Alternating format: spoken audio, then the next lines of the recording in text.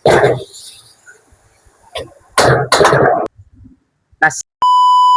Halo guys, assalamualaikum. Jumpa lagi dengan saya Rizal. Oke, hari ini saya nak share resepi nasi goreng kampung seafood.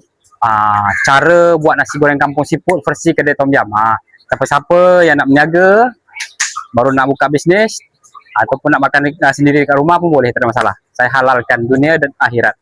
Yang paling penting korang kena follow je guys. Follow ramai-ramai, kemudian share, komen. Okey, tengok sini. Kita nak buat nasi goreng kampung, kita kena ada nasi. Kemudian kat sini tengok lauk dia seafood, udang sotong. Kemudian kat sini, ini bahan asas dia, wajib kena ada. Korang tengok dekat.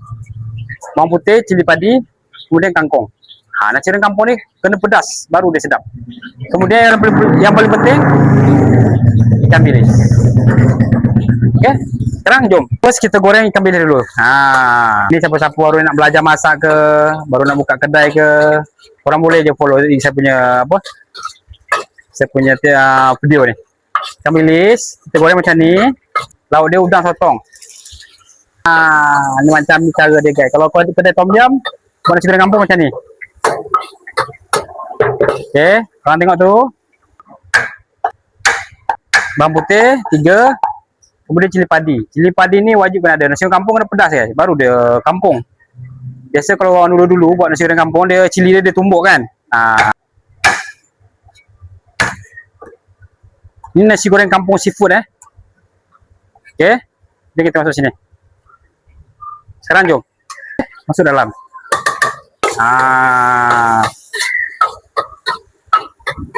Ini peminat nasi goreng kampung, silakan hadir, silakan komen dekat ruang komen. Sekarang telur ni lebih kurang dalam 1 biji lah. Macam tu kita bagi telur tu masak. Bau dia guys. Kita masukkan nasi. Sayur dia akhir sekali tau, jangan masuk awal sangat. Okey, kita gaul dulu. Kita bagi rata dulu nasi tu. Nasi yang betul-betul tu kita bagi hancur dulu. Macam tu cara dia. Okey, sekarang untuk perasa pula. Mari sini. Gula 1 sudu, aji 1 sudu, kemudian kicap sotong 1 sudu ni. Yang paling penting kena ada sambal belacan. Sambal belacan saya dah share macam mana cara buat dia. Korang scroll je dekat bawah sambal belacan. Kemudian baru kita masuk dalam. Jom kita buka api. Kita gaul dulu.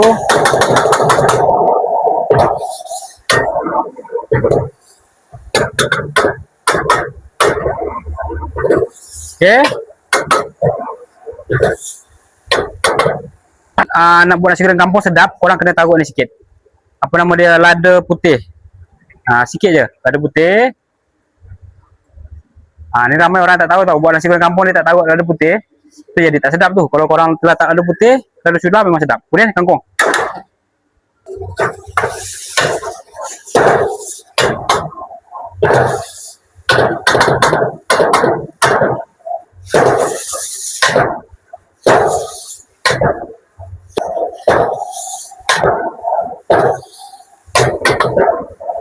Nasi goreng kampung.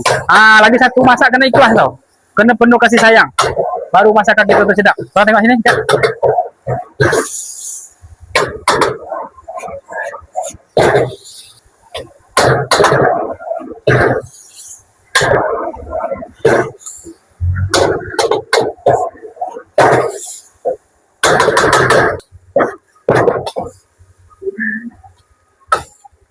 Bentuk dia. Ya, sekarang boleh kita hidang. Siap. Dah.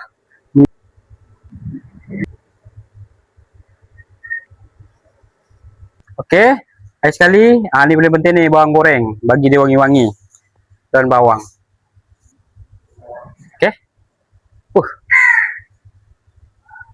Bau dia. Nasi goreng kampung seafood. Okey. Yang paling penting korang jangan lupa follow guys. Follow, share, komen. Okey. Bye bye. Assalamualaikum.